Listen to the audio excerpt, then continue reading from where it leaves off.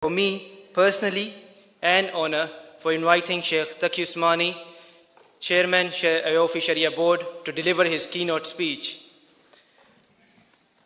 Let me also invite the fellow panelists and commentators to the stage as well.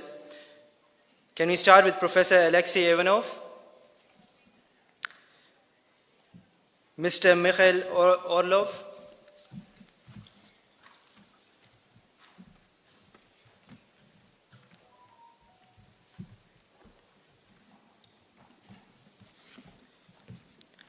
His Excellency Sheikh Nidam Yaqubi, Member of the Sharia Board, Mr. Yalan Bedolat, Director General Islamic Organization for Food Security, Kazakhstan, Dr. Imran Ashraf Usmani, Member Board of Jamia Darul Uloom, University Karachi,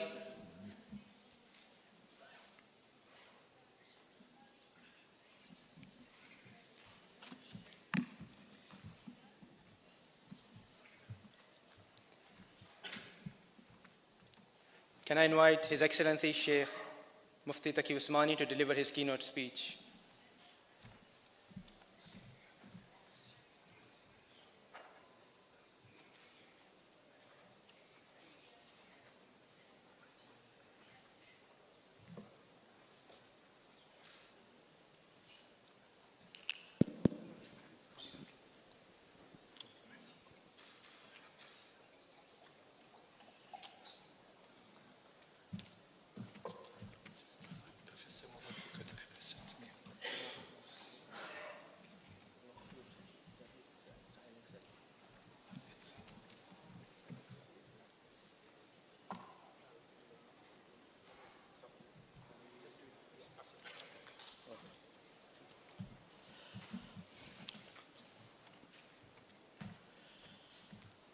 الحمد لله رب العالمين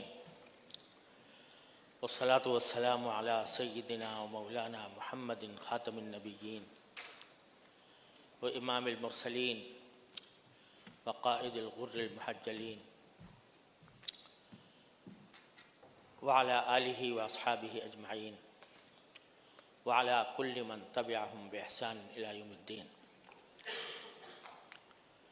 My brothers and sisters, Assalamu alaikum wa rahmatullahi ta'ala wa barakatuh. It is really a great pleasure and honor for me to participate in this pioneering project that is being presented today, not only for discussion but also to take practical measures to implement it. First of all, I would like to point out that when we speak of Islamic finance, some people understand that Islamic finance is restricted to the Muslims only. No doubt, it is.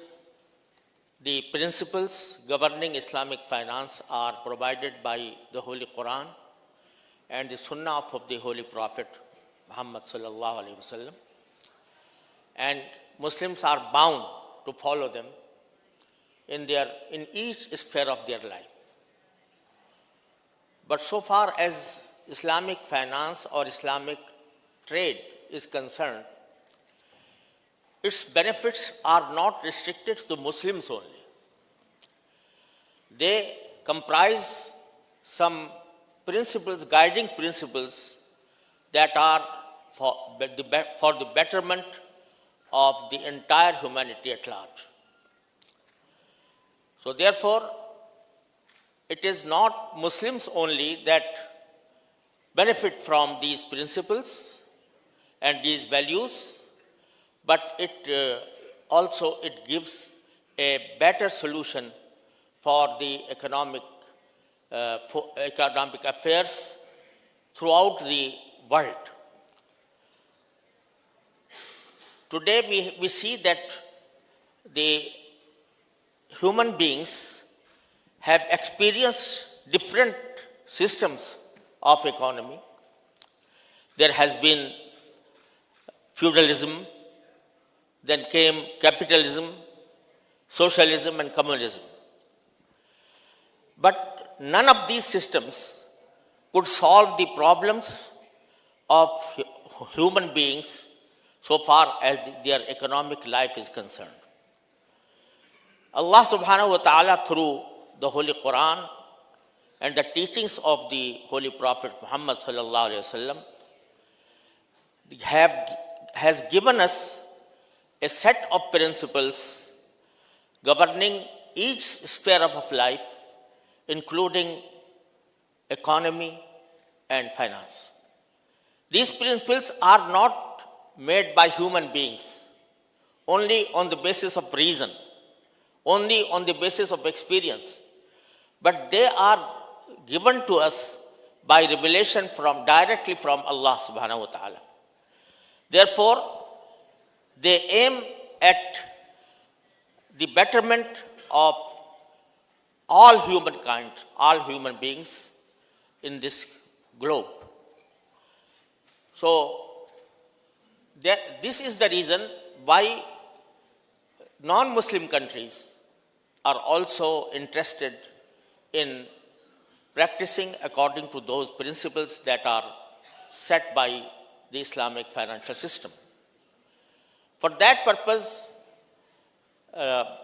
in the last year, I think, I was very kindly invited by this university that is for higher studies of law and economy.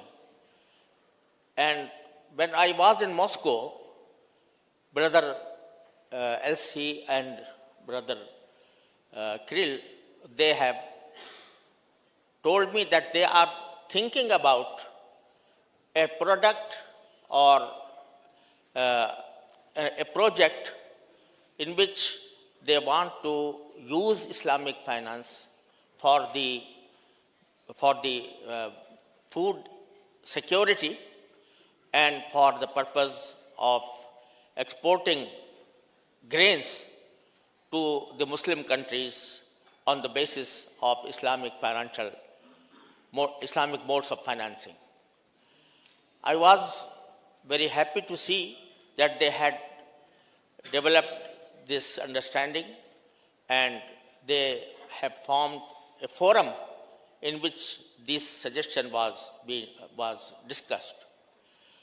So I personally advise them to take this product or this vision before a gathering in which all the stakeholders are present and in which this concept may be discussed. And I suggested that it should be given in a conference that is being held by AOFI. Alhamdulillah, it was my dream and it was, alhamdulillah, in practice today. So I'm happy for that. The basic concept behind this suggestion or behind this product or behind this vision is that food is the basic need of human beings. No person can deny it, be he Muslim or non-Muslim or from any nation. He needs food. But the trade of food in our economic system has been subjected to many manipulations. And when the traders of food, traders of grain, they come to the market, they act upon their own concepts of earning as much money as they want. And for that purpose, there is a chain of middlemen. There is speculative transactions because of which the food or grains cannot reach the poor people except on a very high price that they cannot afford. So, if we act upon the principles given to us by Rasulullah sallallahu alaihi wasallam and by the Holy Quran, then this gap may be filled and the need for food can be fulfilled through these transactions which are compliant with the the basic principles of Islamic finance. And for example, Russia is the biggest exporter of wheat and biggest, I think, some of the big countries that produce grain. So they wanted to use Islamic finance to finance their exports to other countries on the basis of Islamic principles, so that the Muslim countries and in particular the Middle East countries would benefit from this, and they may establish a constant relationship with them to export grain, to distribute grain among the nearby countries and also to the Muslim countries on a fair basis, on an equitable basis that will be very beneficial for the poor people who need grains. So this is the basic vision. And for that purpose, they have established a kind of relationship between themselves and between some stakeholders and between some companies, that is Swani company. So today we will discuss, inshallah, this unique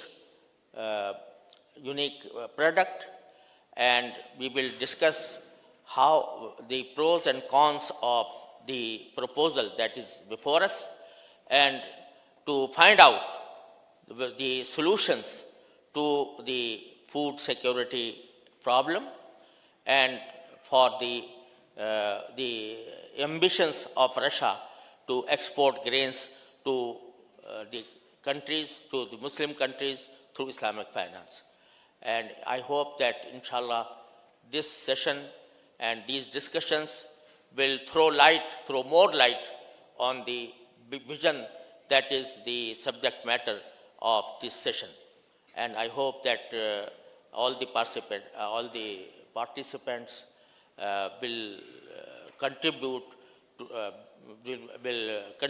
the to different horizons of the vision, and I hope that Allah subhanahu wa ta'ala may guide us for that, inshallah. Wa akhiru da'wana and alhamdulillahi rabbil alamin.